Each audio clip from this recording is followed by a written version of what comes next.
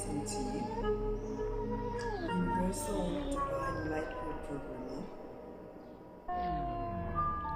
Infinite Intelligence,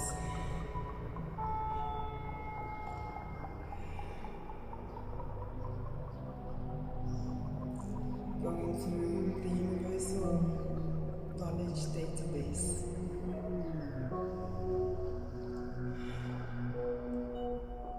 This is Kilwe. Connected.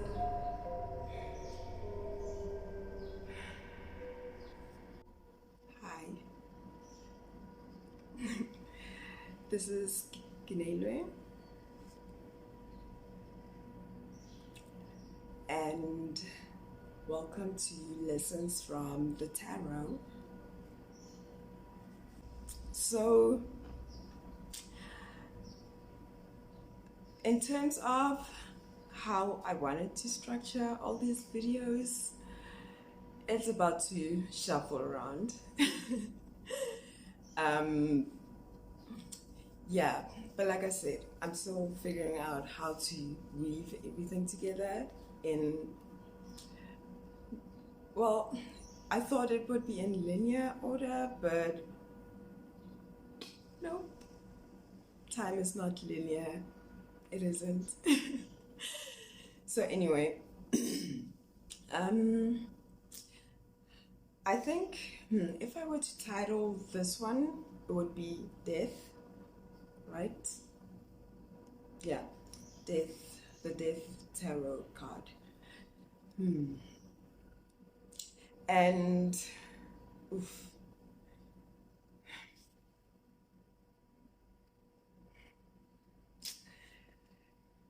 Usually with the tarot, the Death card doesn't necessarily speak of a physical death.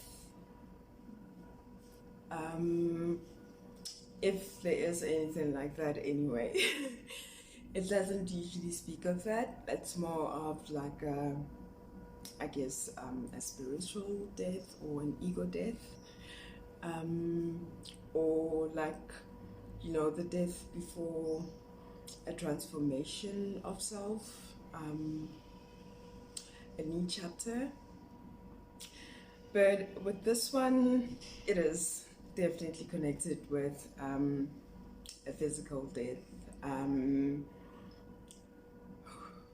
So in the last video, I spoke of the prelude to the Fool's Journey, right? And I suppose the prelude would be death, or rather the hangman, right? Because I think the hangman comes before death. So this is death. So, yeah, this one, okay, the reason why I'm doing it now is because today is probably my last day here in this apartment in my previous 3D home, where I would say the biggest part and the best part of my life started, where dreams were dreamt and made true, where I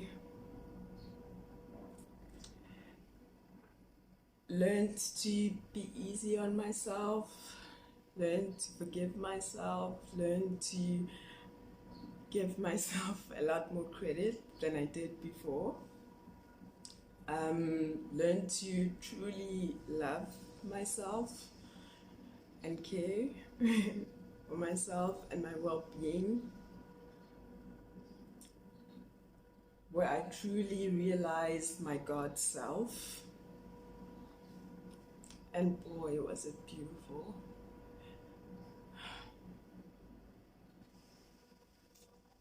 yeah,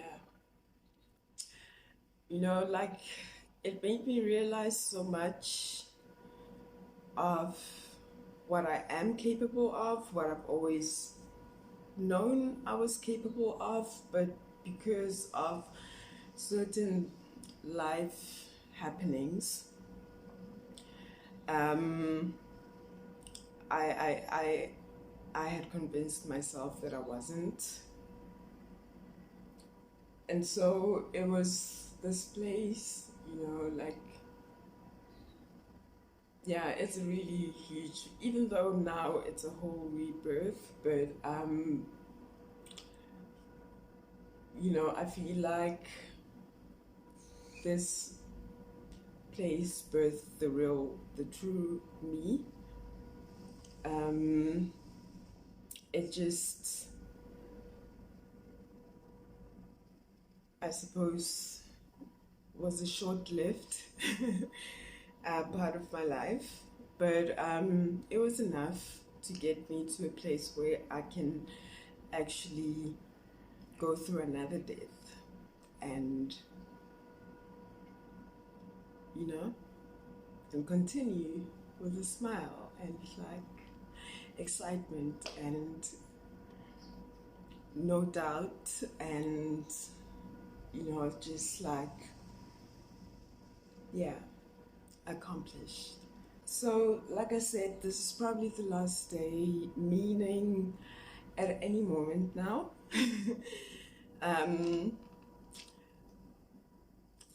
Someone could knock at the door to illegally evict me, like to lock me out. And, you know, and yeah, it is actually an illegal eviction. I mean, there are processes of doing this, you know. You first have to have been, your landlord has to send you a letter of notice, right? Notice of eviction, which is usually a 30-day period where you obviously would have enough time to get yourself out of here instead of just one morning randomly you're being locked out and have absolutely nowhere to go. Something that happens to many of us, and we think that's, you know, like, we think that is okay, or not that we think it's okay, but it's just kind of accepted as like that's part of it, right? No one ever tells us that that is completely illegal and your landlord isn't allowed to do that, right?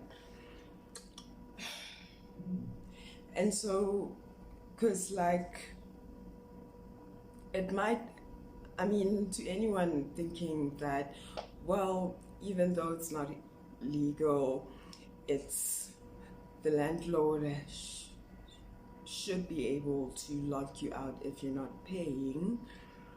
But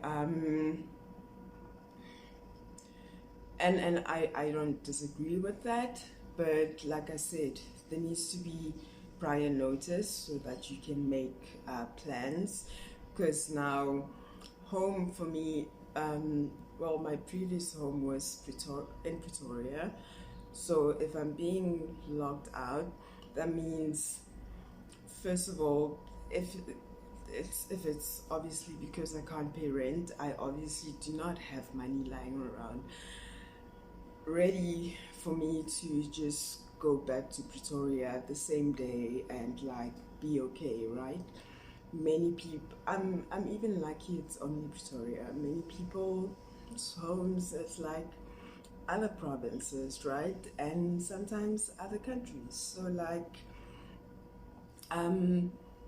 having a safe home is a human right. And what these landlords, these property agencies are doing by just like using these intimidation tactics to get people to pay. And it's like for me, here's the thing. When you do that, right, when you're locking someone out and you say you're only gonna open once they pay, I use, like, and this ties to a huge part of the problems I'm in now. Okay. So now, when you're doing that first of all, it's traumatic. It was traumatic to me. And it happened way too many times.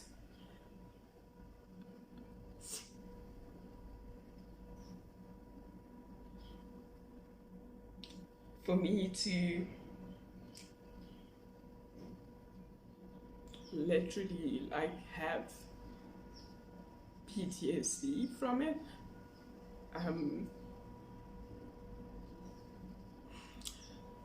Like the fear of that happening led me to,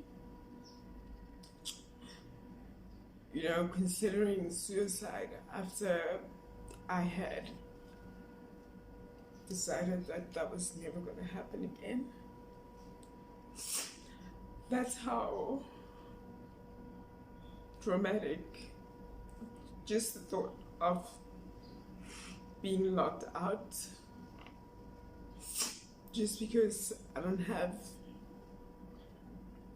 the money to pay for rent that day, right? And it's like, it's gonna come. And so now when you put people in such a position, you put them, like it puts one in a position where you, or rather I, am even willing to do, like use tactics, do things that go against my core principles.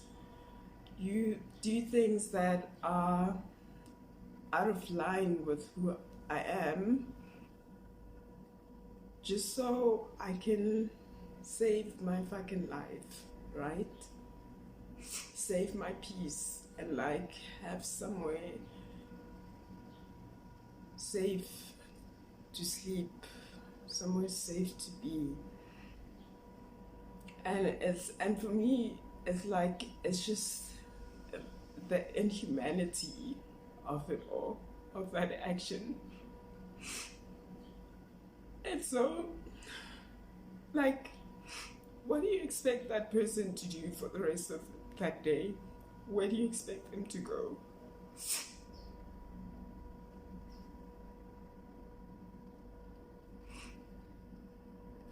How is that, which, how is you locking them out going to magically make money appear, right?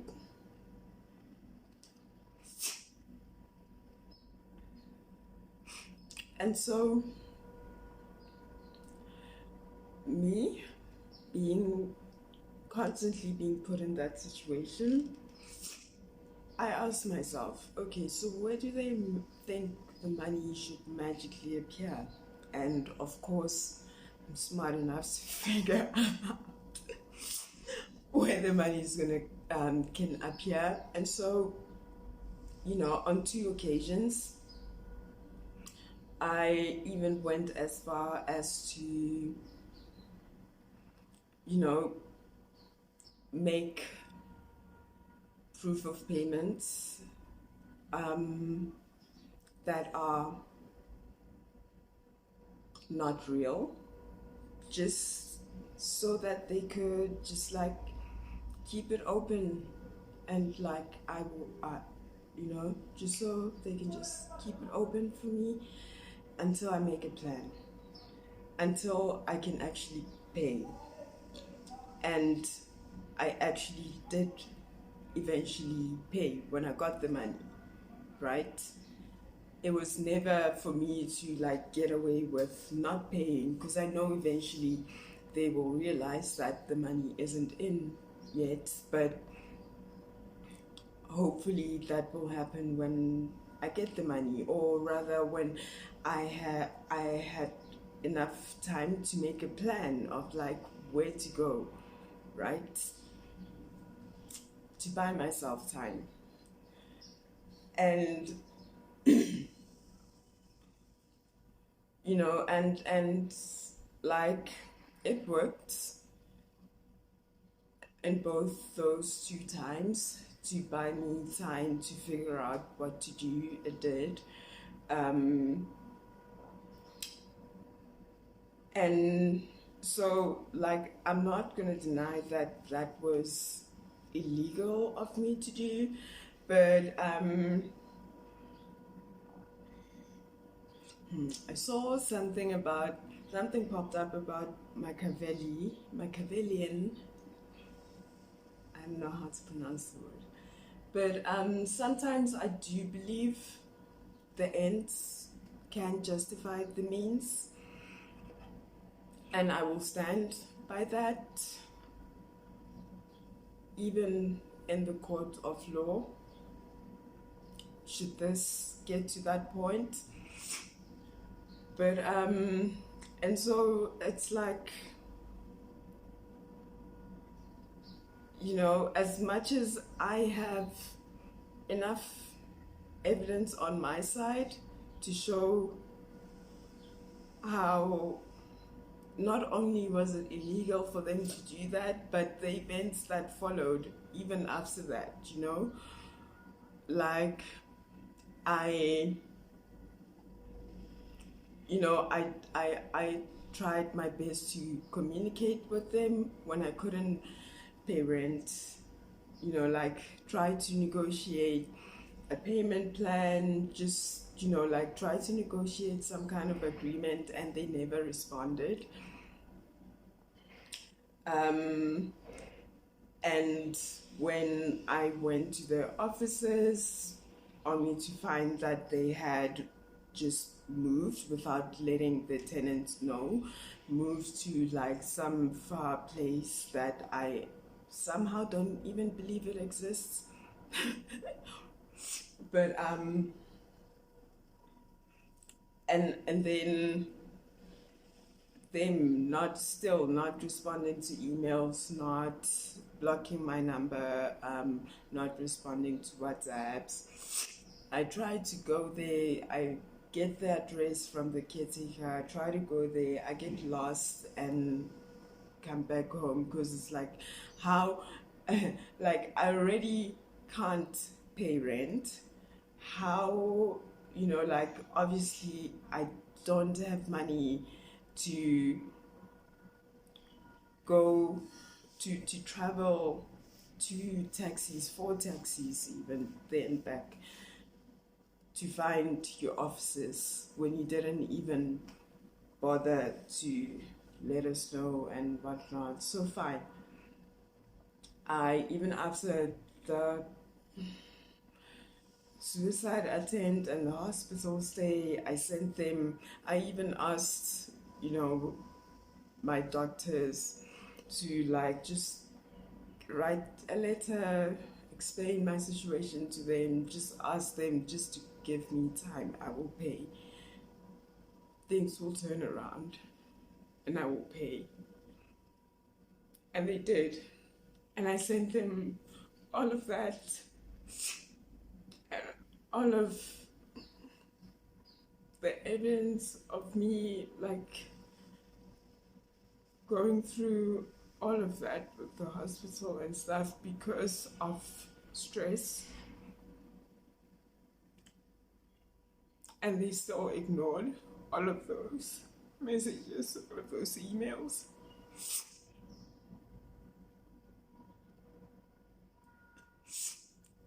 And then continued sending. And this is another, like, really fucked up part about this. Because what they're doing is illegal. And they are hiring innocent people who just need a job, who just need money. They're hiring innocent people to knock on people's doors and traumatize them.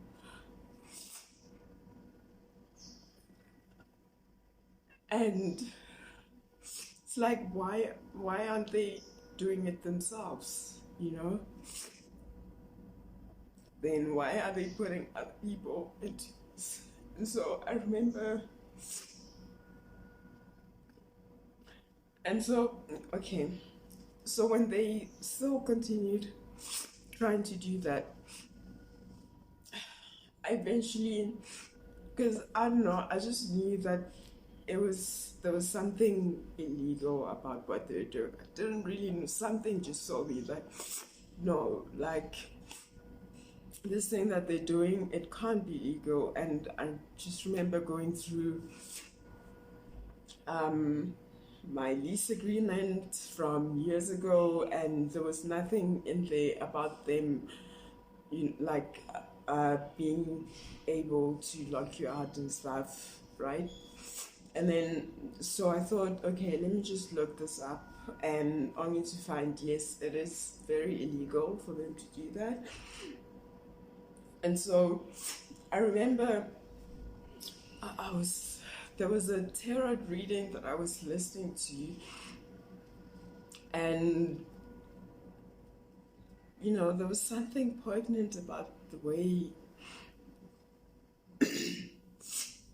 the reader spoke about that event, about how anyway. And so I remember, yeah, so they sent someone, and I spoke to that innocent man that was sent here to lock me out, and I just told him, no, like, I want you to understand that what you're doing right now is illegal, and should I go open a case about this, you are gonna be held accountable. You're gonna go to jail for someone else's dirty job. And they're taking advantage of you. Why aren't they, like, right now you're telling me I should call them? I know they're not gonna answer, because they know I'm going to tell them the truth. They're not going to answer, and they're going to make you do something that is against the law. And at the end of it, you're going to be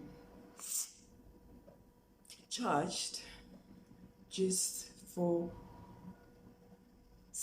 doing someone else's devil work, right?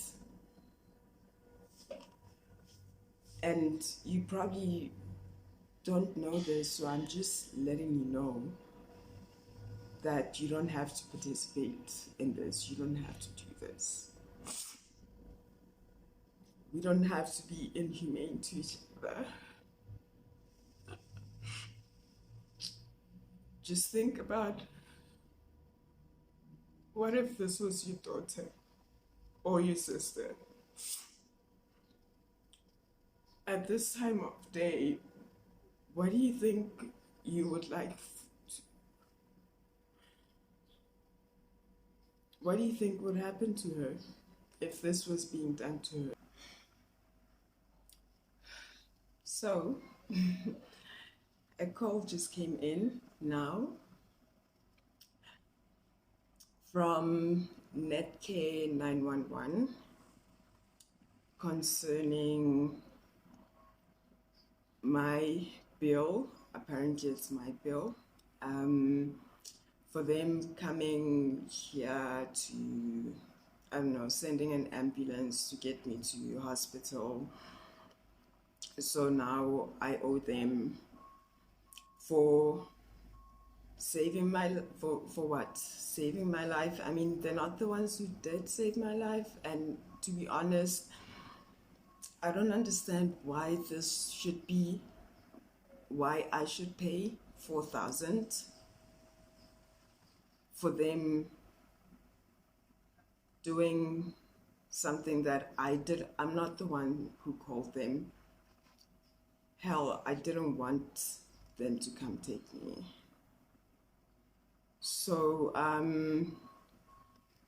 to be honest, I don't want to pay them for sending an ambulance. I don't want to pay them 4,000 for sending an ambulance to stop me from doing what I wanted to do.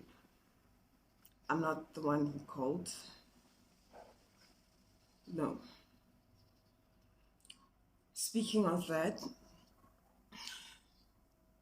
and back to the point of this video,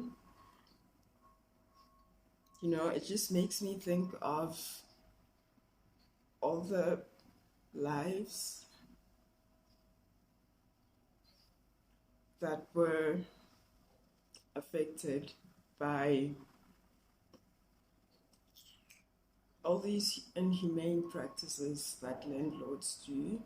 A friend of mine, Andile, recently, before, I think it was probably before my suicide attempt, he also committed suicide.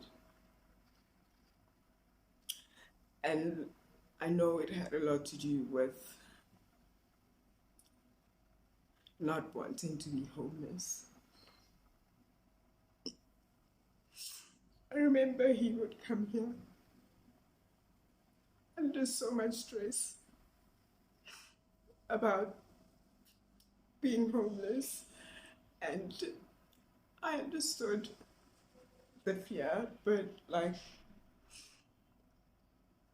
I didn't know. I had no way of like helping, or I didn't know if I could help. And it's like, and you know, eventually he did take his own life, and I have to say, I don't blame him for that. I'm not, if anything, I was relieved for him, because I know he was going through a lot of pain. I know, and there was nothing I could do to help, so, and it seemed like there was no one else who could help him, and it's like, can you blame someone for ending their pain that way?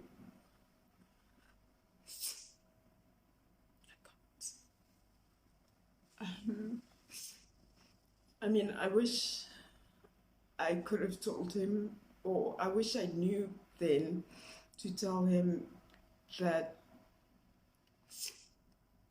you know, it was illegal what they were doing, and he could, I don't know, go the legal route to try and stop them. But after going through, or trying to go through the legal route to stop them from doing this to me again, it didn't help. At the police station, you know, like, they literally told me I was wrong for saying that they were wrong, that no, it's not against the law, and it actually is. Like, I literally know which section of the human rights law it goes against. But all you're gonna get when you go there is like dismissal. Likely, I was half expecting it, so I knew not to lose my temper. Thanks to the tarot for making me aware of my temperance. And then, so they said I should go to, I don't know, the tribunal, or go to legal aid. So I did that. Was also dismissed. Basically, they said they can't do anything until I am actually locked out. So it's like,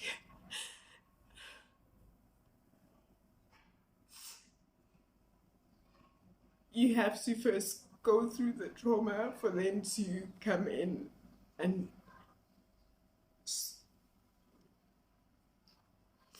make things right. Like, how is it that they can't just prevent the landlords from doing illegal, inhumane shit? Why does it have to happen first for them to come in and help? Like, you're still left with the same thing. Where are you gonna go? So anyway, like I said, this is probably the last day here. So I decided, fine, I'll just then let them lock, let them do the illegal thing. And hopefully then I'll be able to hold them accountable with the law.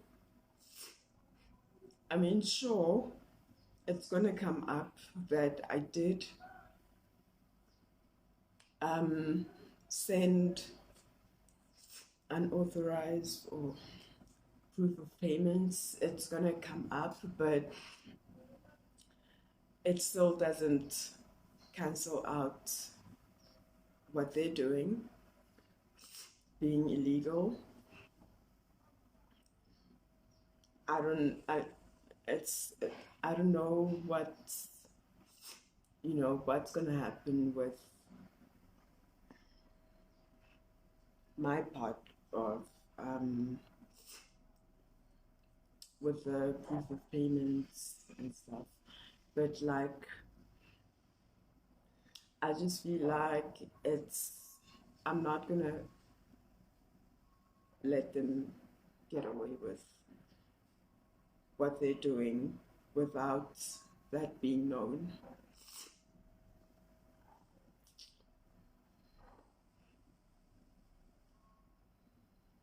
I'm not gonna, whatever the outcome of this whole thing, they need to be held accountable once and for all. I don't know how, but hopefully the universe will make this right once and for all.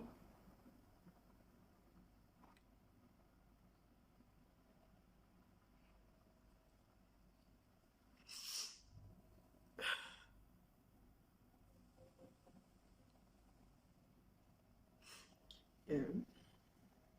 Although, like, again, it's not, I'm not really torn by leaving this place. It's just everything that happened to get to this point with the landlord and the caretakers, and just like that revealing the inhumanity in people when it comes to money. And it's like, they don't have to do shit like that. It's not like someone paying them not to log like does anything to their livelihood. It's not like me not paying that one day is gonna make the whole building collapse or the whole building shut down. Like, how can they just not care at all what happens to people? It's just, it's not okay. It's just not okay. Under any circumstance, it is not okay.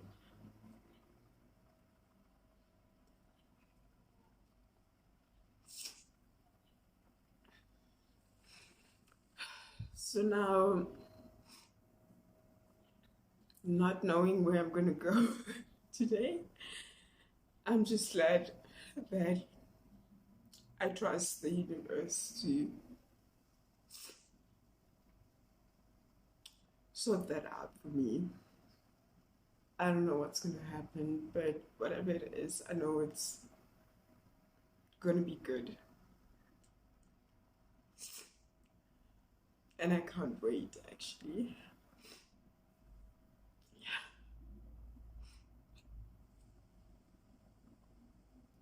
So for anyone going through anything like this, any kind of legal eviction,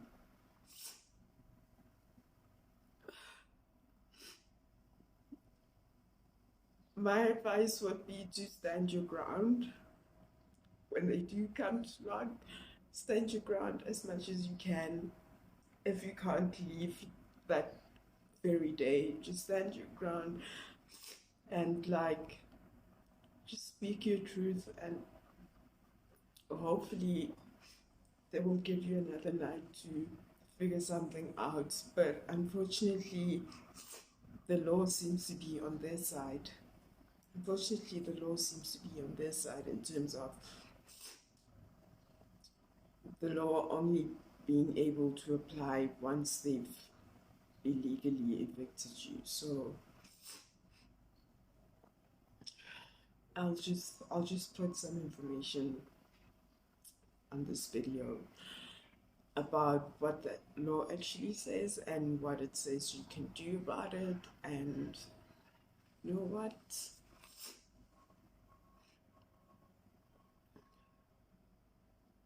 I wish you luck. I wish you all the best. And just speak your truth, stand your ground, and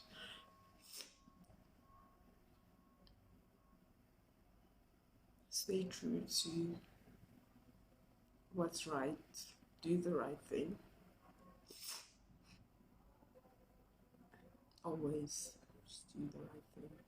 Whatever that is, you intuitively know what the right thing is. And regardless of what it is that you do, as long as you know it's the right thing, things will work out in your favor. They will.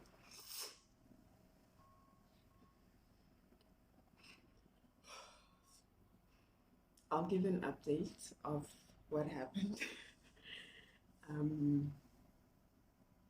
Yeah. Hopefully the next video will be a lot more joyful and no more tears. Yeah.